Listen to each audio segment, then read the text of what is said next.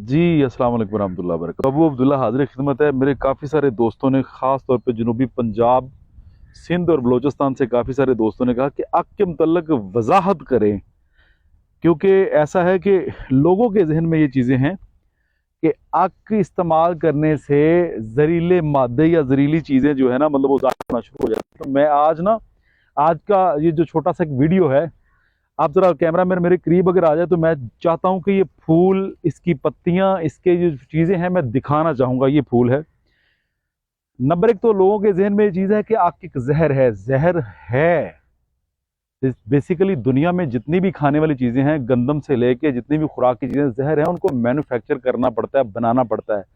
Direct गंदम तो नहीं आप यूज़ कर सकते। प्रोसेस लेके आएंगे, उसको धोएंगे, उसको पिसवाएंगे, आटा बनाएंगे, प्रोसेस करके रोटी बना के फिर खाएंगे। डायरेक्ट अगर गंदम खाएंगे तो फिर पॉइजन ही है। तो अक पॉइजन नहीं है, लेकिन अगर आप इत्तेदाल पसंदी से काम लेते हैं तो फिर जहर नहीं है। अगर इत्तेदाल पसंदी से बढ़ते हैं आप तो फिर यकीनन ये जहर है।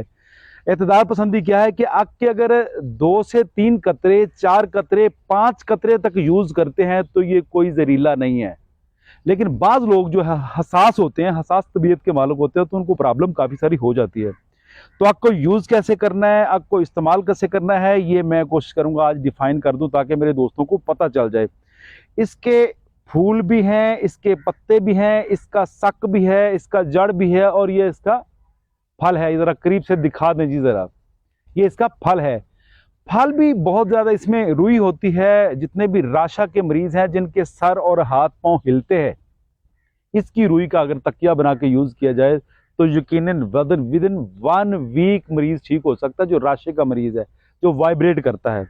और एक अभी इस पौधे की जो ख़ास मतलब कह दे कि फ़ायदे वाली चीज़ है, ये लंग्स के लिए अक्सरुल असर है, टीबी के लिए, दमा के लिए, निमोनिया के लिए, गैंठिया के लिए, टाइफाइड के लिए, जितनी भी सर्दी की मर्ज़ें हैं ना, ये उनके लिए अल्लाह पाक ने बहुत बड़ी कह ले कि नेमत बख्शी हुई है। आम जितने लोग जिनको खांसी आती है उनके लिए एक छोटी सी चीज़ बता रहा हूँ। ये फूल है। फूल को तोड़िए, इसके पत्ते साइड पे कर दीजिए। इसमें से एक लौंग निकलता है।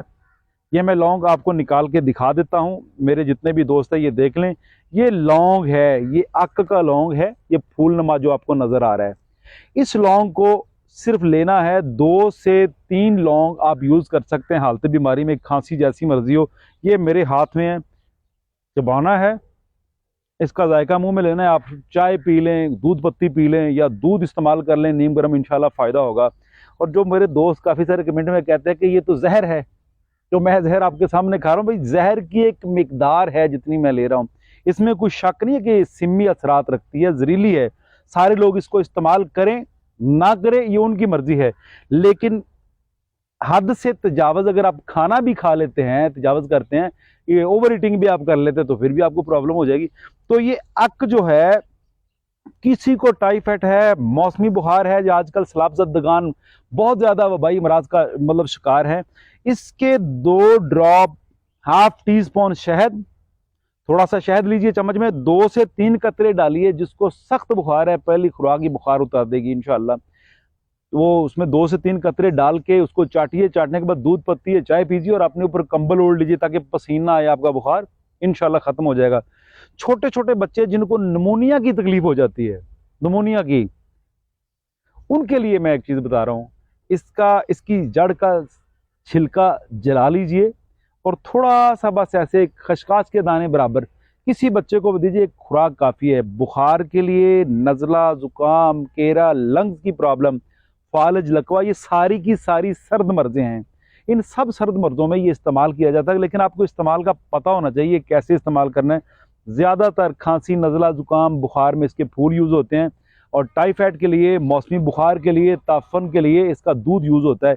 इस्तेमाल करिए। ये वीडियो स्पेशली मैं अपने उन दोस्तों के लिए बना रहा हूँ, जो दोस्त अहबाब कह ले के पेशावर से हैं, सिंध से हैं, बलूचिस्तान से हैं, या हमारे जनूबी पंजाब से हैं। वो दोस्त अहबाब इस्तेमाल करें, इंशाल्लाह फ़ायदा होगा। आग का ये पौधा जो है ना, ये एक नेमत है। बहुत शुक्रिया, बहुत मेहरबानी। इंशाल्लाह फिर मुलाकात होगी। अस्सलाम वालेकुम रहमतुल्लाहि व बरकातहू।